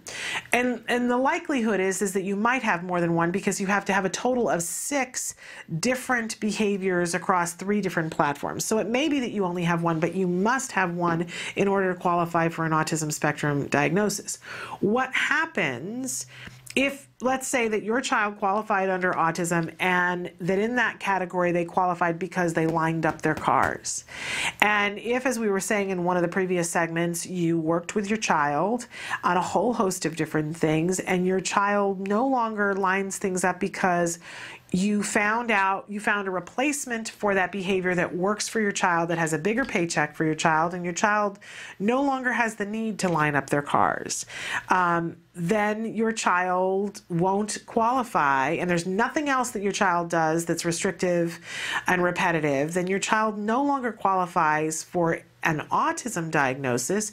Maybe they qualify for a PDD-NOS. If you were to take them to another professional, they would say this child doesn't qualify for autism. They'd qualify for PDD-NOS because they have 4 symptoms of the autism spectrum, but not enough to qualify for an autism spectrum diagnosis. Okay, what happens when you get to the point where you keep working on different things and your child overcomes other things? They overcome their language difficulty, they overcome their social difficulties, so that now you take your child to an independent psychologist who's never seen your child before, and they do a battery of tests on your child, and they come back and they say, this child's their diagnosis is, and it might be nothing, but they're like, this child is perfectly fine, and there is nothing to diagnose. Or they may come back and say, this child appears to have ADHD, or I don't know, but they're not saying that they have autism. But at one point, they very clearly qualified for an autism spectrum diagnosis. Do you see what I'm saying? That if you get better, do you continue to be, even though at this moment in time you no longer qualify for the diagnosis, how do we term who you are in diagnosis land, right? That it seems inappropriate to me if a child at one point qualified for the diagnosis and no longer qualifies for the diagnosis, to continue to refer to them in the terms of the diagnosis. That wouldn't really make a great deal of sense. And I know I do this all too often, but I like to relate things to cancer only because I think we all have a better understanding of cancer than as a disorder we're all a little familiar with. Not that we understand cancer, but that we're more familiar with it. That you have people in your life, God willing, that at some point had a diagnosis of some sort of cancer, and now they no longer show signs of that cancer. Now, they don't automatically deem that person recovered or cured from cancer, right? Because you have to go a certain length of time. And for most cancers, I believe it's 5 years, although some cancers it's 2 years. And they say statistically, we see that the likelihood that you're going to go through a remission, right? And so the person is deemed recovered from cancer, or they're deemed cured. Does that mean that they are the same person that they were before they were diagnosed with cancer? I think that would be preposterous. They're that much older, their bodies have changed, they have a way of coping with the things that they do that is different than they would have before they were diagnosed with cancer. But still, we consider that they've been on this journey and that they have overcome these debilitating symptoms and the danger that they were in because of the cancer. And I think we could afford the same latitude to our kids on the autism spectrum. If they are in a place where they no longer need support to be able to live their lives, and you take them to a psychologist who is licensed and does this on a regular basis and they do not see the signs of the autism, then honestly, I don't know what word we would use. A lot of people like to use the phrase and say that they're indistinguishable from their peers. That's lovely. That's absolutely lovely. And I do think that it's remiss of us if we're constantly wanting to put labels on things, but let's face it, you have to have a way of languaging it to people, and saying the child no longer qualifies for the diagnosis. So I use the word recovered when the child no longer qualifies for the diagnosis. A lot of people use it when they're indistinguishable from their peers. The policy of the Center for Autism and Related Disorders, I believe it's threefold, and they do have a video on their website explaining what they think how they term the word recovered, but that it must be that an independent licensed person looks and does not see the signs of autism, that they require no supports, and that they are maintaining, I think it's above a C average in school without the supports. So not only are they capable of moving through their life, but they're capable of being a certain level of success with their life without support. I think that that's a really good criteria that we could all agree. If a person has gotten to the point where they no longer need any support and on their own are capable of functioning successfully, and they do not qualify for the diagnosis, that we need to acknowledge that. And more importantly, as a community, we need to acknowledge that that is possible, that happens on a daily basis, that there are children out there who have been incapable of speech, incapable of communicating with somebody, and are now at the point where they no longer qualify for the diagnosis, no longer need support, and are able to be in a completely included mainstream class on their own and succeed. It's really very amazing. And if you've been in a place where the word recovered has stopped you from knowing what is possible, I would encourage you to reevaluate that and consider what you may be turning your back from. There are amazing things that happen on this journey through autism. It's different for everybody. Not everyone gets to that recovered word, but it's important to give every child the opportunity. Every child the opportunity. We don't give up on anybody. So that is why we use that's why I use the term recovered and recovery and recovering, because I know it to be possible. In any case, we've got more questions, but we are going to take a break and we'll continue on when we get back. Keep the questions coming in. Stick with us.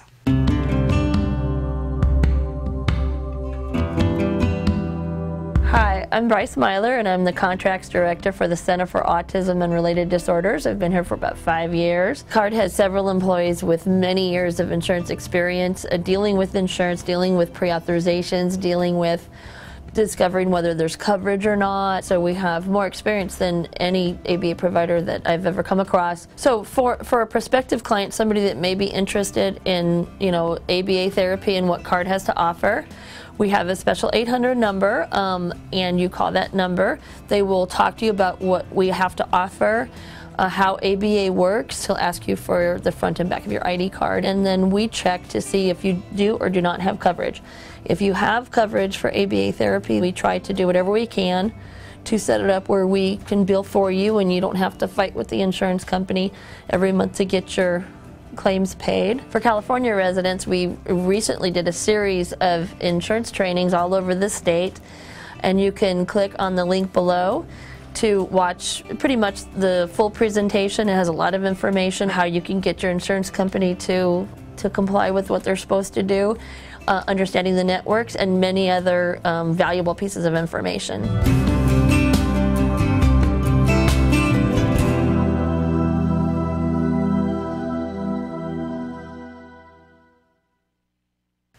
Welcome back. Somebody else has written in about another story having to do with the YMCA. Now, I want to be abundantly clear. that I'm sure that there are a lot of YMCA staff who are thrilled and delighted and overjoyed to have our children on the autism spectrum in their hallways and in their classrooms and in their playrooms and in their gymnasiums. However, you know, when you see a trend, and I know that I have talked about before on the show that one of the hardest things that I had to do in the time when my child, in the first 2 years that he was diagnosed with autism, one of the things that still makes me emotional and gets me very upset is talking about how we were dealt with at our local YMCA. I've made no bones about that. I know parents who have been at that same YMCA since that period of time and have talked about how much love and support that they got for their child with autism, and I'm thrilled to know that. I still cannot walk back in the building. To say that I harbor a grudge, I would admittedly say that it was crushing to me. And I've said that before, and it especially maddens me that there are 3 other parents who have been writing to us talking about the fact that they have had a difficulty at a YMCA. And one parent who has started a petition.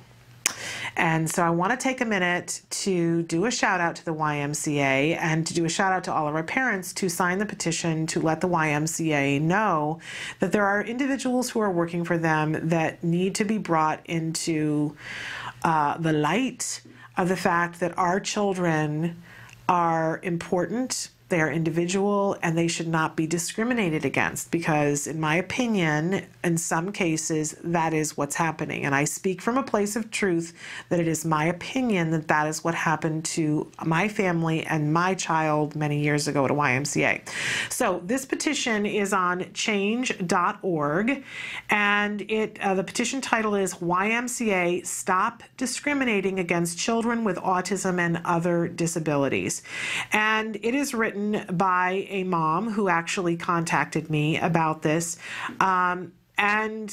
You know, there are many similarities and many places where it diverges, and I will encourage you to look at the petition and see if you agree with it. I've already signed the petition because I think it's important for this organization to have an awareness of how their staff reacts. And I do think I'm going to step aside from the emotional part of it for myself and say that I think that it is purely ignorance. And ignorance is something that we should not fear, but we should not let it go, right? And in this particular case, the mom, as did I, went to the staff and disclosed and said, this is what we're dealing with. And then as a result, and it seems clear to me, and I will let that mom speak for herself, but it reminds me very much of what happened to us. Then suddenly every little thing was a huge ordeal, to the point where my son was disinvited from coming to the YMCA for engaging in behavior that other kids were engaging in on a daily basis.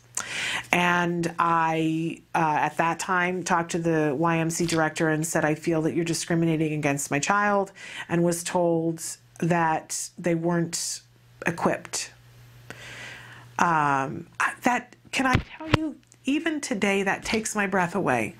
That I had this beautiful little boy, this chubby little boy, who the things that he was engaging in on their site that they were saying they couldn't deal with were things that every little 3-year-old, 2.5-year-old were engaging in.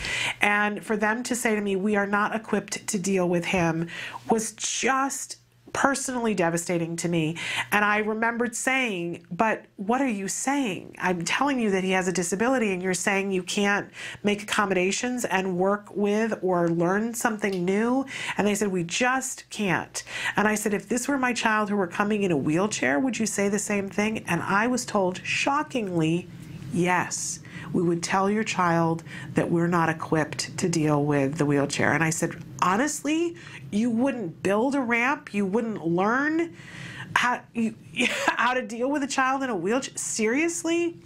And I was told that that was the case. Very disappointing to me. Very disappointing. And again, these are isolated incidents, but when I have 3 moms that are writing telling me that in 3 different places around the country that they too are experiencing, it's time for all of us to say enough.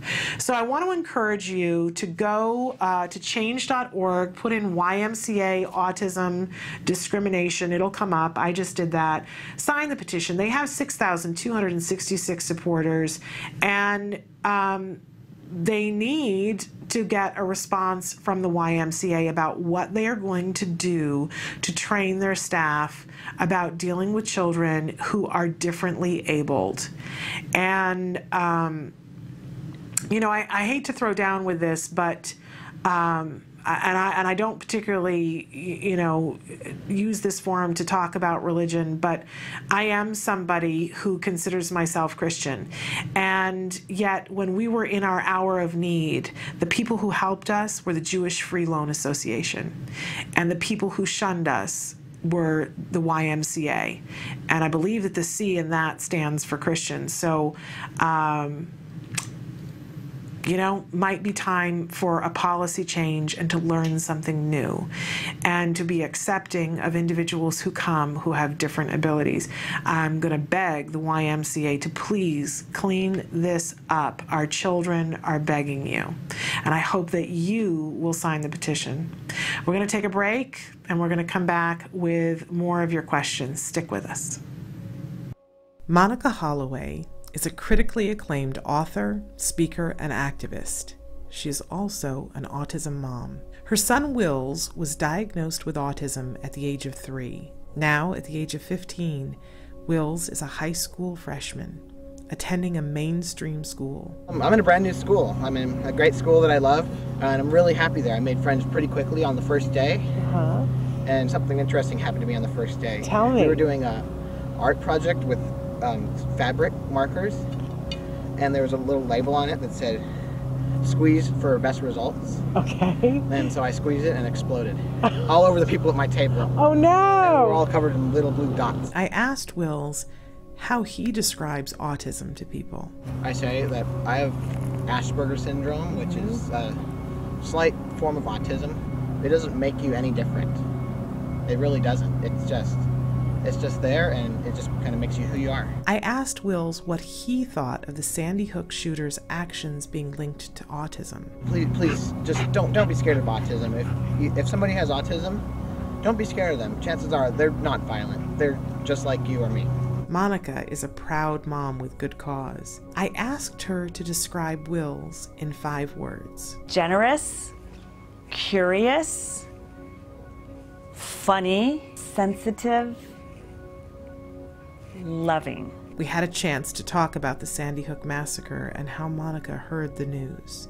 On Friday, when the shooting happened in Connecticut, I was in my car, and my husband Michael called to tell me what had happened. And I was in a state of shock, as I think we all were, but that many children. And I felt, I guess a mind can't take in that kind of information without feeling nauseous. I felt it go from here all the way down my body. I started calling everybody I knew to tell them I loved them, and I was thinking about them, and I just wanted to be with the people that I knew. I started hearing more and more information come on the news about this shooter having Asperger's or being autistic. And then I started hearing things about, well, does autism cause violence? And I was in a whole other level of shock. Never in a million years would I think that somebody might associate us and my son's face with the face of violence just because he has Asperger's. And I've seen bad days and good days, and that's what kills me, is like there was not a day bad enough to ever make me think that he or any of his friends could ever be violent. The only thing that made me even feel a little bit better, to do something to help educate. And so we've started a campaign on my Facebook page, Cowboy and Wills. It's called I Am the Face of Autism. And please post a picture of yourself. It can be your child, your friend with autism. Let's put these beautiful faces of these people with autism on to wipe out the face of this murderer. Let's put our faces in front of his. Welcome back. We had another question come in, and actually the question was asked in a couple of different ways, but parents wanting to know if you've had the benefit of ABA therapy over a period of time, and that period of time the funding source is running out, because that happens in some cases, what do you do? What can you do when there are still more things to be done with your child? And I guess there are a lot of different ways to look at this, because lots of different circumstances. First of all, let's start with the best of all possible circumstances, and it's that your child has had a number of years of ABA therapy, and the ABA therapy funding source is stopping for whatever reason, but your child only needs a minimal more of ABA therapy to finish, or your ABA provider who you trust is saying that in all reality your child has achieved a certain level that they don't need to continue on with formal ABA therapy. I'm going to use the example of my son. My son, our plan was to do 4 years of intensive ABA therapy, and I remember at the 3-year mark, our funding source said, we're done. And I had to lobby with that funding source to go back in and say, but we're not done. You've been so gracious and given us this amount of funding, but we're not done, but we're close, right? And we fought for, and we got some extended for another 2 years. So we actually went 5 years. And at that point, the Center for Autism and Related Disorders said, in all truth, this child is ready to be done with ABA therapy. That's not the same thing as saying that he's done with all supports, but he is done with ABA therapy, and he needs to be out in the world doing these things on his own. And that time does come. Shocking to me, but it does come. Now, I still use skills at home because there are still things that we're working on, but we're just working on them completely within the natural environment. He's working on them at school, he's working on them with his friends, and I use the skills program to supplement. And that's sort of one of my big pieces of advice that I would give to you if you're just trying to fill a gap. That's a really easy, simplistic way to do it. You can go in and say, okay, you identify what it is that you need to be sharpening, which skill, or a new skill altogether that you need to give your child, and realize, okay, I didn't realize that we didn't have this component. And you can go into the skills program, do the assessment. It will recommend some things to you, or you can do a keyword search and say, okay, I see that my child is not great at telephone conversations with people, and I need to work on this.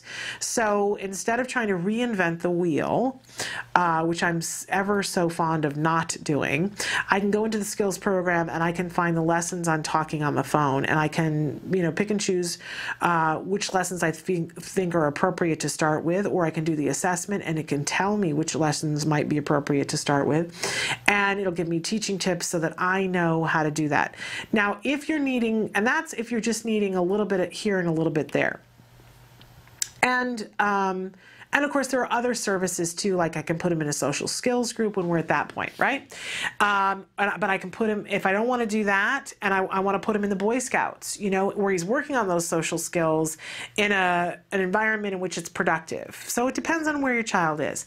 Now, let's imagine for a second that really what you feel like you need at this point, and what you feel the ABA provider that you trust is saying, really, your child still needs 20 hours of therapy right now in order for us to reach the point where they're going to get the most progress, the progress that they're actually possible. We still need 20 hours.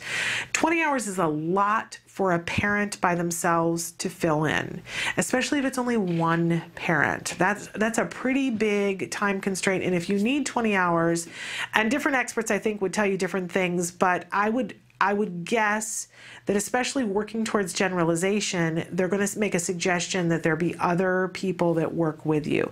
Then you're looking at, do I hire somebody, or do I get a volunteer, or do I get a team of volunteers, and use things like IBT training, Institute for Behavioral Training, to train myself and to train them, and programs like CARDI Learning to do that. And do I use the skills program to be able, so that we have a curriculum that we're all agreed upon and do that? And there are lots of families that do that with great success to fill in, even if it's that they've got 20 hours of funding that's being paid for and they know they need to fill in 20 hours, or your funding source is dried up and you want to do 20 hours on your own. It's a great thing to do.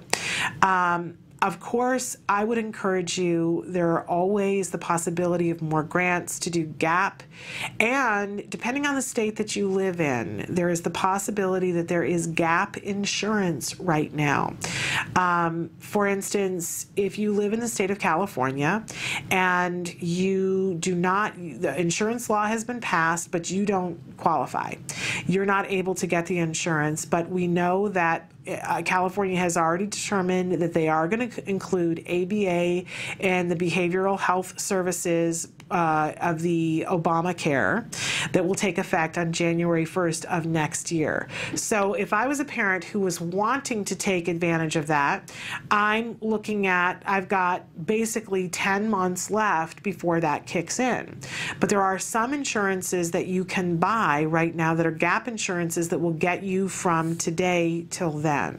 You're going to want to look into what is possible in your state to be able to see that, and you're going to want to talk to somebody who knows what they're talking about in terms of insurance. Of course, I always recommend that you go to the centerforautism.com and say, hey, you know, I'm in this state, are you aware of gap insurance? And they will very likely be able to help you to do that. I don't know that they can help absolutely everyone. Oh, we're out of time.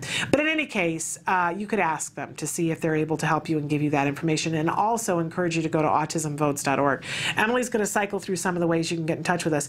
But also, it's important to know that that gap insurance, it depends on how expensive it is the month that you start it. If you started in the month of your child's birth, it's infinitely less expensive because they can only, the cap is they can only charge you twice what they would charge someone else.